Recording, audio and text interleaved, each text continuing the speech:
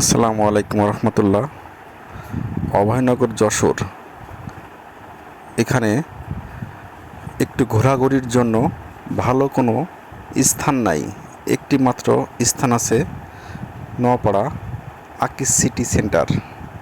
তো তারা তাদের সিটি সেন্টারের সামনে একটু বাচ্চাদের নিয়ে ঘোরাঘুরি করার জন্য একটি পার্ক করে রাখছে। সেখানে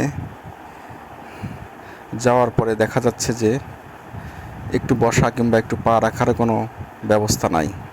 অনেক লোকের ভিড়।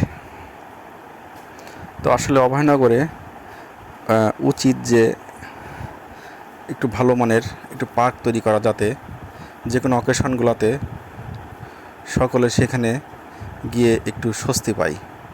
তারপর গেলাম আকিজ ফাস্টফুড কর্নারে, সেখানেও অসম্ভব ভিড়। দেখেন কী পরিমাণে ভিড়। তারপরেও বাইরের যে ফাস্টফুডগুলো আছে সেখান থেকেও আকিজের ফাস্টফুডগুলো একটু মানসম্মত, এই কারণে সকলে এখানে ভিড় করে। তো সব মিলাই আকিজ সেন্টারেই সবাই আসে একটু ঘোরাঘুরির জন্য।